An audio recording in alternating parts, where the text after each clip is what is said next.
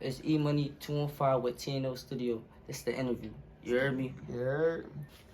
I'm from North Philly. Where this shit get dark at. Okay. Ain't no fooling. Gotta keep going. Keep going. Before then you go full, you go drop. What part of the city you from? I'm from like, you know where Hope and Cambria at, man. If you know where Hope and Cambria at, man, you know that shit get real. It's North Philly. That's an area That shit get real, man. That's an area they call what they call that area? They call that bandlands. We from bandlands. Yeah. So how old are you? Up 23. You know, where I'm from, people don't make it to see 23. They don't even see 18. I lost all my friends like 18 years old. Like, so I'm just blessed, and I know God here with me every step of the way because I'm still here. What made you become an artist? Well, I was locked up a whole year straight, and like I used to listen to AO215. Alright, shout out to AO. Shout out to AO215. And I wouldn't say I like kind of took his flow, but like that shit was like so hot. Like when I was first rapping, I was trying to be like him a little bit. Right. So he inspired me to make music for real. But me being locked up and just being alone and just writing, that's what made me start music. And then when I came home, I made my first song. I was with Cash. Cash took me to the studio. I made my first song. That joint was Booty. You talking about Young Cash? Young Cash, yeah, Young Cash Capri. Shout out to Young Cash. That joint was Booty. I mean, that joint was Booty. But it just gave me a spark. Like, I love this shit. Like, yeah, you found a passion. Like, it wasn't like, to me, like, dang, that joint was ass when I first made it. But me listening to that joint would never, ever listen to that joint. But that's what made me keep music. And then what else would kept me, like, striving to keep going for it was my fans. Like, people supported me, bro. Like, Yeah, I'm so like, that kind of like inspired you, like. I'm like, I can't stop. Like, someone come up to me, bro, and be like, yo, keep going. I just feel like that's God telling me, like, yo, you gotta keep going. Like, so you know, like, it's like that gets made for you. You know, like it's made. For yeah, you. it got to the point where though I stopped being in the streets more, just for I could try to focus. You get what I'm saying? And not put myself backwards, because if I go backwards, I'm back in jail or worse dead. You get what I'm saying? Mm-hmm. So like now I got fans, and I feel as though like it's coming where as though I could put my family on. So why not choose that route? Get what I'm saying? Yeah. Let me stay here. Let me stay focused. That's the right mindset. And who do you think inspired you as an artist? Like any other artists that inspired you, like that's out the city that you used to listen to from like the industry? To be honest, I seen a lot of artists like Lil Durk.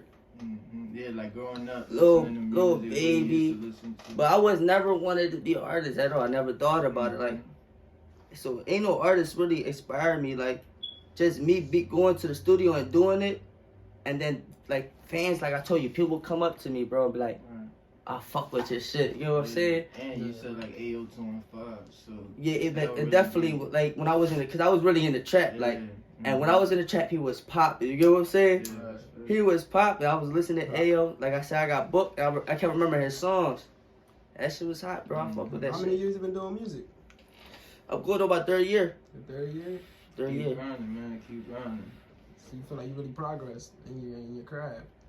I look at a lot of people, and they not doing what I do. They been rapping their whole life. So I just like, even if my views going down, and I'm getting more fans, I see a progress in something. You get what I'm saying? Yeah, somewhere. So I'm getting new people that listen to my stuff. You know what I'm saying? Yeah.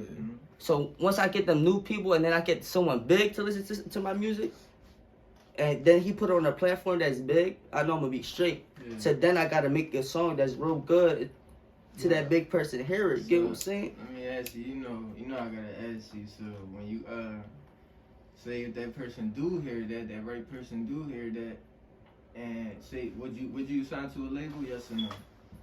Yeah, I shot to like we just gotta be the right buddy. That's not bad signing to a label. But what's the first thing you'll do when you first sign that check?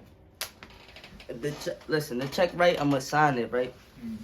First thing I'm gonna do is surprise my mom with a nice big house. I like that. But not down here though. Probably a little Never. little area, a little far, but not too far for right now. Just for us to to live, for her not to pay rent, for me, what I'm saying? Like, I'm gonna pay her mortgage, whatever I need to pay. A nice little house. That's the first thing. Not no rent, John. I need that, John. So you more in this for the money, not the fame? I don't care about no fame, bro. Like, I make music for myself, so Yeah.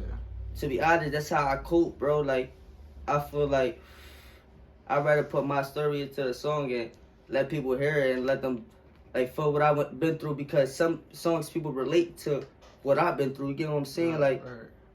so, like, that's my cope, bro. You So- can tell us how you met Young Cash Capri? How you, Oh yeah, we was kids. Like, we was kids. Like, we grew up. It was always me, Ed, and Cash, and we just grew up with each other. Like, we literally was like brothers. Get what I'm saying? His mom, my mom, his mom. You get what I'm saying? Like, that's the type time we was on. Like, they raised me for when I first met them. I wouldn't be like the person I am today without them. You get what I'm saying? Right. So, like, I met them when we was kids. We was in school. So like, give me your top 5 favorite songs. One of my favorite songs is my second song I dropped, and it's called "Mama, I'm Sorry." Okay. It's one of my favorite songs because not even like just because it was a good song to me, like because my man was in the video that died. My man Lee, he was in the video. He was in all my videos, like mostly every video that I did, he was in it, like. And then he passed, like, not too long ago, like a year, about to be 2. So it's just like, that's my first song because, like, it was for my mom when I first made it. And my man was in that joint. Like, Yeah. my second favorite song, I would say, is Trench Vibe. Okay. My third favorite song is Snake Vibes with Drama, 2BR. Shout out to Drama. I'll say Bleed Out 4, and then No Bragging. Okay. Okay, that's top 5 right Yeah, there. and Playing. those are all out, right, on YouTube and All on YouTube, Emoney215. You can search me up. Yeah, go tune into those. They shit. Y'all got to. YouTube, your Instagram, let them know your gram name. But I'm about to tell you about my life, though. Yeah. I'm about to tell you about my life. Okay, let's And talk All more right. into like the struggle in North Philly, like This yeah, you this from- you this say was you from before Market this was Cambridge. before rap. Like, before rap, I was 12 years old in the streets. I was selling drugs. I didn't even know what I was doing, but I was out there getting money. I could have died. I could have got locked up. And as a young boy, who you look up to out there? When I was a young who you boy, used to look up to? I didn't really look up to no old heads for real. But I was on a block that sold drugs all the time, so the old heads knew that they finessed me for real. Younger, and then now the work is in my crib. Now I'm looking at everything. Now I'm trying to do what they doing. Get what I'm saying? So I really looked up to my brothers, the people that was around me. So my brother was like, "Yo, bro, let's go do this." I'm like, "Fuck it, we over there. We gonna go do this. I'm with you 100%." So that's how I started selling drugs. I started selling drugs with my man Bruce and my man Derek. And rest in peace, Derek. Derek gone. It's crazy, but I was 12 years old, lost. For me, I didn't have no dad. My dad died too, if you already know. But I ain't had no dad. Like, my mom was my mom and my dad. Yeah. For me, like, it was a struggle my whole life. Like, my mom was living off SSI, get what I'm saying? Like, off of me for real. So it was just hard. Like, she was trying. So for me, I had to go out there and get it because that shit was, I go to school, people had some J's, and I'd be bummy, like, and I'd be like, damn, I want that. People used to clown me, my crib.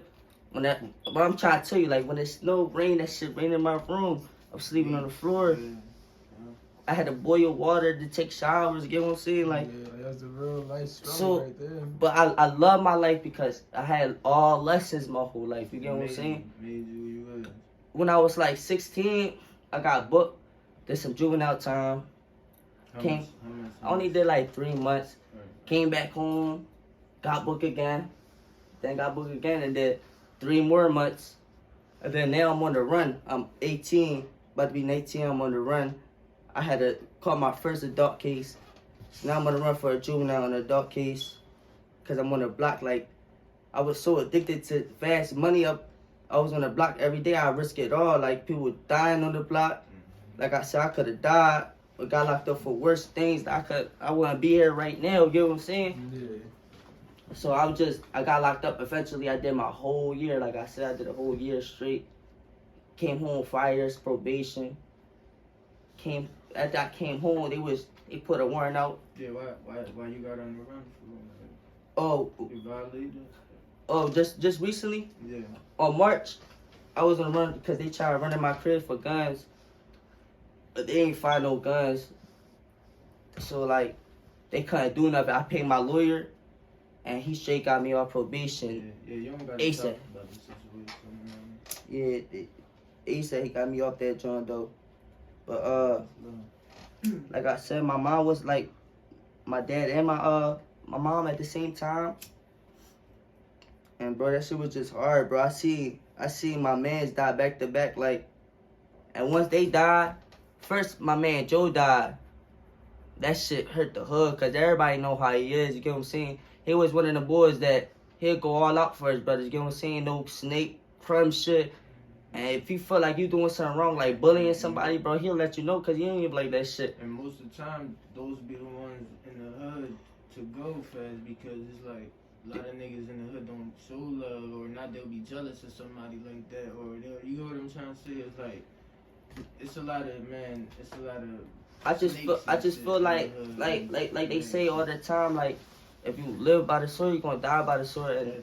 And the way, like, us having no guidance and us needing guidance it play a key in everything. If we don't got no guidance, we here out here lost and looking up the things that we see. You know what I'm saying? Like this morning, like when I was walking to school, I seen an officer chasing this young boy, like my nephew. You get what I'm saying? My nephew, you see, he a kid, bro. Young boy was out there selling drugs or something. You get what I'm saying? And it hurt me because I don't want to see him like that. So why would I want to see any young boys like that? Why do I want to see these youngins out here dying young? You get what I'm saying? Everybody dying young. So it's bad enough people gotta move a certain way. You get what I'm saying? Shit's crazy out here, bro. Shit's crazy. Yeah, that's facts. And it's either you gotta learn how to survive, bro, or you not gonna survive, bro. You gonna be. Yeah, and that's crazy that you gotta think like that. Just growing up as a young, like you said, you was like, you 18 right now. No, So it's like, no, I'm older than 18, 23. Oh, I just thought you said you was 18. No, I was talking about like that. Yeah. But nah, that's crazy though, that you gotta think like that as a young boy growing up in North Philly. You get what I'm trying to say? Like you shouldn't think like that, bro. Like people growing up, that's not a regular mindset, but we think it's a regular mindset because we in it. You feel me? I think like that's what all humans we raised to adapt to where we at. And where we at is nothing good. We don't got really too much role models, and there's so much hatred. It's literally like a war zone. Like you in a war zone. You see people die. You see people. And we killing each other. You know what I'm saying? Exactly. It's even close. Like when my man died. When my man died, like he was there with one of his closest mans. You know what I'm saying? So it even be your closest niggas that would leave you there. You know what I'm saying? Just for nothing. That's why the way I move like now is like I trust myself, bro. Like. You gotta put your all in yourself. I can't trust nobody, bro. I trust myself, bro. Trust myself. It's either somebody gonna tell, somebody gonna snake you out because you either doing good and they not liking that, or you just gonna get backdoored because you think you fuck with somebody, but they don't really fuck with you. They just playing that role that they fuck with you. Yeah, that's the most scariest part about it. I had a crazy like childhood. Like I remember this one time, right? Like. It was like 4 of us. This was some dirty shit. But this little white bitch was trying to fuck the whole team. So we got this one bitch. It's like 6 niggas in the room. So we in there trying to be freaky. We young boys. You don't even know what we doing. We in there getting freaky. 5 niggas, 1 girl, bro. Literally, bro. So she come play my man. Like my man here. She like. I can't feel it, like, so we all in there just betting, like, yo, that shit just said, yo, he just the best in little dick. I'm like, yo, we dirty, but like, why she come stop and just say all that? Yeah, that's you get what I'm saying? Yeah, that's some wild shit. That shit was funny, bro. It's crazy because it was gonna be more niggas in there too. Like, she's so trifling. That shit was like, I want to do that shit now because I feel like that's just dirty. Like, it was your young boy. I feel like ain't nobody could touch me because, like, I just feel like these females is just not it. You know what I'm saying? I got a little female that I love. Yeah. So why I waste my time on trash if I got the treasure? You know what I'm saying? Mm-hmm. Yeah, that's what's up. Tell us one of the craziest experiences. One of your craziest experiences you ever in your life, bro. Like a moment that you like, oh shit, what the fuck? Like in Philly, like. The I know craziest. you had one of the moments. I had a lot of moments. Like, I damn seen dead bodies and shit. But the craziest thing I ever seen, like, I felt like that was so crazy. Like, we was in this river, like we used to always go to, and it was some boy. He was with his brother and all that, and he told his brother to go in and swim with him across the river and all that. And then the boy disappeared. Like, shit was over for him. Damn, Wait, he drowned? disappeared. You know what happened? That had to be the river. Yeah, the little river. Yeah, definitely. Yeah. I got pushed in there before, bro. I went down, bro. I almost died. I used to go there all the time, bro.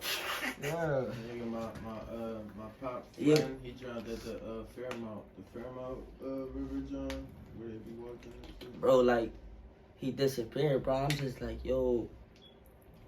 I never went there after that ever again, though. Right. Never.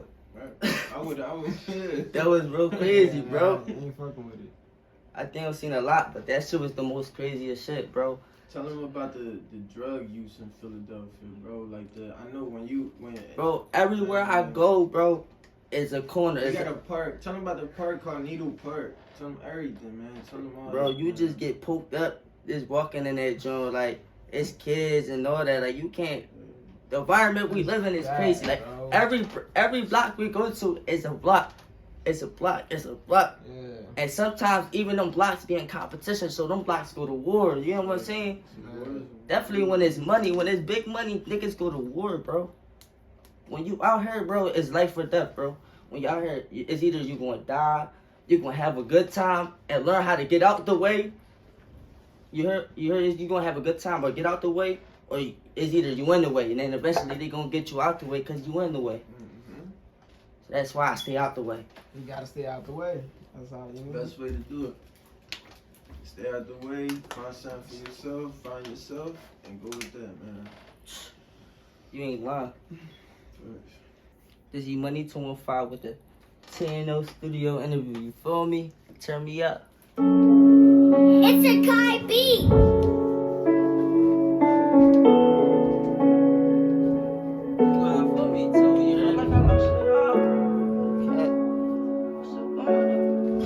Definitely gotta tune me up. We going up, I mean, ain't going down. All my shit in the hood, so I can't break up on my life. See so many niggas get left, man, they nigga move right. Give her birthday, got her tweaking all night. Man, they show me fake love, man, this feeling ain't right. Lost my dog to a gun, so why you think that we gon' fight? And yeah, they show me fake love, I swear this feeling ain't right. All my soul in the hood, so I can't brag about my life. So many niggas get left, me the nigga move right. I give her birthday, got her chicken all night. Man, they show me face like, man, this feeling ain't right. Because my dog to a gun, why you think that we gon' fight? I'm just trying to make it out, make sure my mama, she alright. It's been so long. I'm just trying to make it out, make sure my mama, she alright. Cause if I die, she don't make it out the hood, then I ain't nobody. No, I ain't nobody. Yeah, I ain't nobody.